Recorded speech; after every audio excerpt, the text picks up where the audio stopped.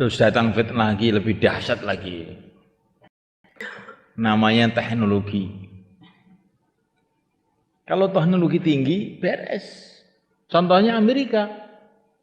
Teknologinya tinggi, akhirnya bisa menguasai dunia. Contohnya Jepang, kalau teknologinya tinggi, maka bisa menjadi negara kuat. Ya enggak? Nah kok diem sekarang?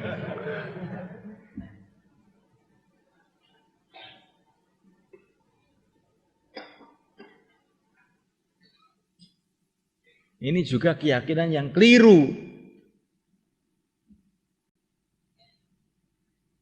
Keyakinan yang fasid, keyakinan yang rusak.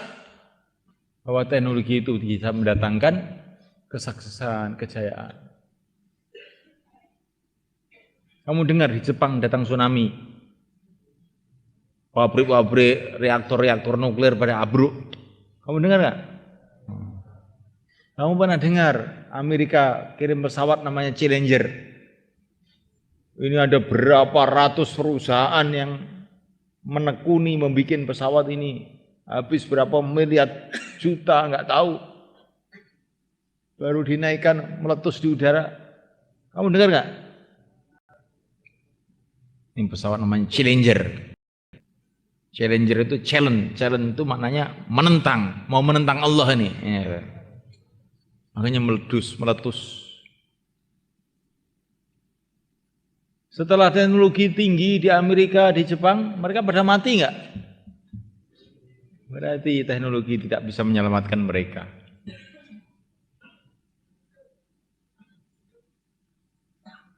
Tapi ini keyakinan ini sudah merasuk dalam hati itu.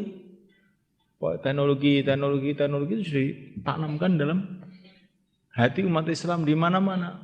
Mulai SD sudah ditulis. Tahun 1000 sekian telah diledakkan bom atom Hiroshima dan Nagasaki. Anak kecil pun sudah tahu. Sehingga mereka merasa namanya teknologi itu hebat, namanya teknologi itu bisa ini, bisa itu.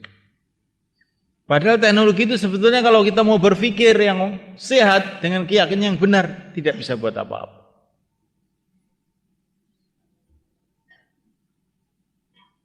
Bukankah teknologi itu dari otak manusia? Siapa yang menciptakan otak? Kalau otaknya dimiringkan oleh Allah, apa ada gunanya teknologi itu? Punya pesawat terbang yang paling canggih, tapi sopirnya otaknya dimiringkan sama Allah. Kira-kira ada gunanya enggak? Jadi membesar-besarkan teknologi itu bagian dari fitnah kepada manusia. Nanti akan ada sampai manusia sekarang itu mengherankan betul. Saking tergila-gilanya dengan teknologi itu, perasaannya kalau sekolah punya gelar apa gitu S3, S4, sudah pasti kaya saya nanti. Siapa bilang? Banyak S3 itu melarat juga, utang sama saya. Betul. Dan setelah utang nggak kembalikan lagi. Saya nggak punya SS apa-apa. S3 utang nggak kembalikan lagi. Siapa bilang ijazah bisa mendatangkan ini, mendatangkan itu? Siapa bilang? Omong kosong. Ada lagi nanti fitnah yang lebih dahsyat lagi, yaitu Dajjal. Dajjal ini seluruh teknologi, seluruh sihir Allah berikan kepada Dajjal untuk menguji imannya manusia ini. Dajjal itu orang digergaji, belah dua. Setelah itu, ayo berdiri lagi. Ya, kalau orang itu takjub dengan hal-hal yang seperti ini, Dia akan jadi pengikutnya Dajjal. Siapa yang ikut Dajjal, oleh Dajjal kasih makan enak. Yang tidak ikut langsung kelaparan. Maka orang yang takut dengan kelaparan, jadi pengikutnya Dajjal. Dan ini fitnah yang na'udzubillah sangat berat. Sehingga dalam satu riwayat hadis dikatakan umat Islam yang bisa selamat dari fitnahnya Dajjal ini cuma 12.000 orang saja. Masya Allah, terus kita 12.000 itu kalau semoga kita sudah nggak hidup pada zaman itu. Kalaupun hidup termasuk yang 12.000 ini. Ini fitnah-fitnah yang mengenai umat Islam. Ya bagaimana kita ini menangkal supaya fitnah-fitnah itu bila datang tidak mempengaruhi kita. Bagaimana caranya? Tidak ada jalan lagi kecuali kita kembali kepada kehidupan Rasulullah SAW.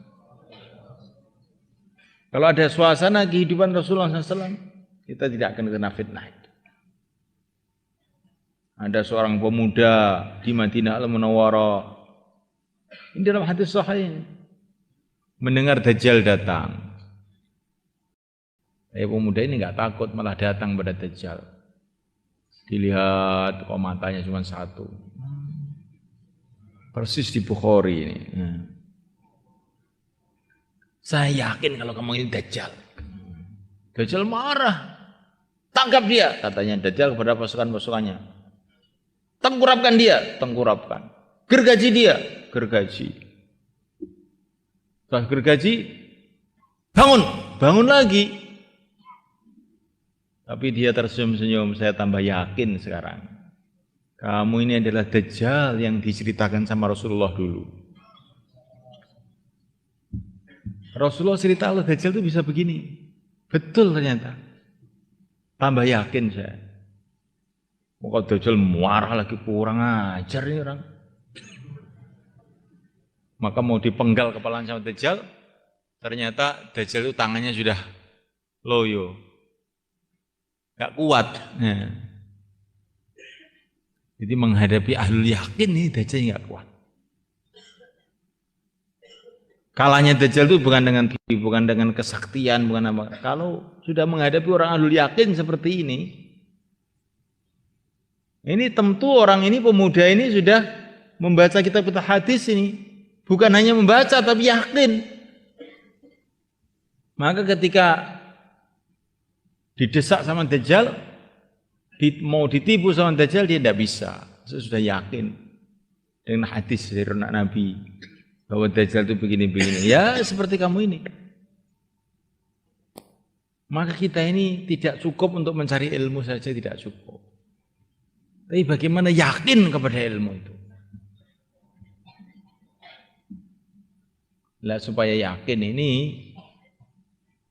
salah satu jalannya yang terpenting, yang terpokok, yang merupakan awal dari semua perjalanan, yaitu kita ini harus dakwah.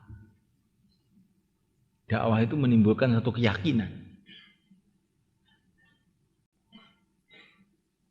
Karena seluruh nabi diutus oleh Allah SWT yang dibuat dakwah. Maka kita simpulkan untuk meluruskan yakin itu langkah pertama dakwah. Maka santri ini harus dakwah semua.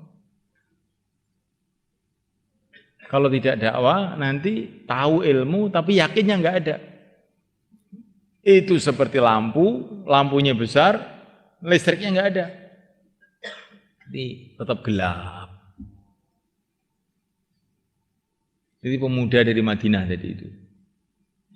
Kalau dia tidak yakin, dia punya dua perkara. Dia punya yakin, dia punya ilmu.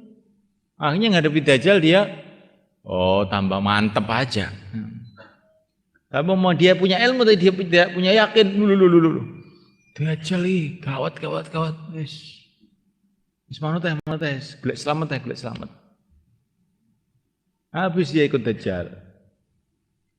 Tapi dia tahu hadis-hadis mengenai Dajjal, bukan hanya tahu, dia yakin. Akhirnya Dajjal keok. Nggak bisa menghadapi orang begini.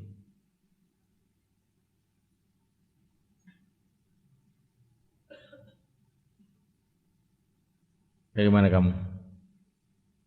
Ini tidak cukup, apa itu ilmu tidak cukup. Tapi harus yakin pada ilmu. Ilmu itu seperti jurus, yakin itu seperti kekuatannya. Walaupun jurusnya apal semua, tapi badannya loyo, perutnya senep, bisa nggak berbuat apa-apa? Nggak bisa apa-apa. Dia pegang perutnya aja. Wah, ketemu loro, jurusnya hilang kabeh. Jurusnya hilang kabeh. Ya seperti itu. Orang ahli ilmu tidak punya yakin menghadapi fitnah-fitnah itu dia akan terjungkal.